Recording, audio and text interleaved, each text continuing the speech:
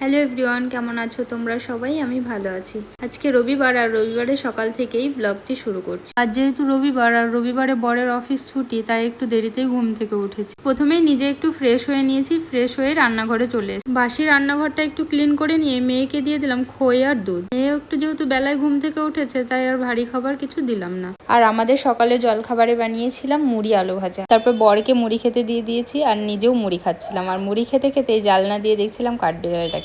এটা আমাদের জানলার পাশেই একদম একটা গাছ আছে, সেই গাছে প্রত্যেকদিন অনেক কাঠবিড়ালি আসে। আর বলো, মুড়ি খাওয়ার পরে তোমরা কে কে চা খাও? আমার বর তো সকালবেলা ঘুম থেকে উঠে মুড়ি বা রুটি খাবে, তারপরে চা খাবে। আর যেহেতু রবিবার, তাই বরের পছন্দ মতো কাজগুলোই করতে হবে, বরের পছন্দ মতো রান্নাগুলোই করতে হবে। বর যেটা বলবে সেটাই শুনতে হবে। তো যাই হোক, চলে এসেছিলাম বরের পছন্দের ওই হোম থিয়েটারটা সেট করতে। ওইটা যেহেতু প্যাক করা ছিল, সেটা বের করে সেট করে নিল। তারপরে বরকে বললাম যে তুমি দুপুরে কি খাওয়া দাওয়া করবে। বর বললো আমি সেরকম কিছুই খাবো না, কারণ কালকে রাত্রে বানিয়েছিলাম মাছের ঝোল আর ভাত, আর মাছটা ছিল প্রচন্ড খারাপ। যাই হোক, এখানে যেহেতু মানুষে মাছ খায় না, মানে বলতে পারো 99% মানুষই মাছ খায় না এখানে, তো সেইখানে কোনো মাছের টেস্টও নেই, সেরকম মাছও পাওয়া যায় না। সেই গন্ধের পর থেকে আর মনে হচ্ছে না আমরা ভাত খাবো। মেয়ের জন্য বানিয়েছিলাম একটু সুজি, বর বললো আমি ওইটাই খেয়ে নেবো একটুখানি। তো যাই হোক, তারপরে চলে এসেছিলাম ব্যালকনিতে দেখছিলাম ঢাকঢোল বাজিয়ে এই ঠাকুরটাকে নিয়ে যাচ্ছে। তো এখানকার পরিবেশ না প্রচন্ডই ভালো, প্রত্যেক দিন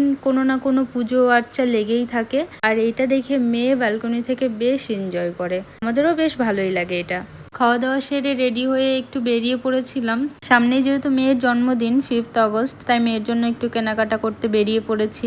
আর দেখাচ্ছিলাম এখানকার সবজি মার্কেট। তারপর একটা শপে চলে এসেছি, এসে বেশ অনেকগুলো ড্রেস দেখেছি আর সবগুলোই বেশ ভালো লাগছিল। তার মধ্যে থেকে এই ড্রেসটা বেছে নিয়ে মেয়েকে একটু ট্রাই করলাম, পরিয়ে দেখলাম কেমন লাগছে। আমার তো বেশ ভালোই লাগছে, কিন্তু আমার মেয়ে না কটনের ড্রেস ছাড়া একদমই পছন্দ করে না পরতে। তারপরে চলে এসেছিলাম একটু স্যান্ডউইচ খেতে, ভেজ স্যান্ডউইচ, আর মেয়েও খাচ্ছিল একটু কর্ন। তারপর নিয়ে নিয়েছি মেয়ের জন্য ফল, আর ফল নিয়ে চলে যাব আমার জন্য জুতো কিনতে। মেয়ের জন্মদিন উপলক্ষে মায়েরও একজোড়া জুতো হয়ে গেল, বেশ আনন্দ আমারও। আর আমরা গিয়েছিলাম বাটা শোরুমে, সেখানে গিয়ে আমার খুব একটা পছন্দ হয়নি কোনো রকম কোনো জুতোই, না পেয়ে এই জুতোটাই আমি নিয়ে নিয়েছি। আর আমার বড় তার সঙ্গে একজোড়া জুতো নিয়ে নিয়েছে। তারপরে বিল হয়ে গেছে, আমরা এখান থেকে বেরিয়ে পড়েছি। তারপর নিয়ে নেবো মেয়ের জন্য দুধ, একটু পনিরও নিয়ে নিলাম, তার সঙ্গে নিয়েছি কড়াইশুঁটি। আর আজকের দিনটা এভাবেই কাটালাম।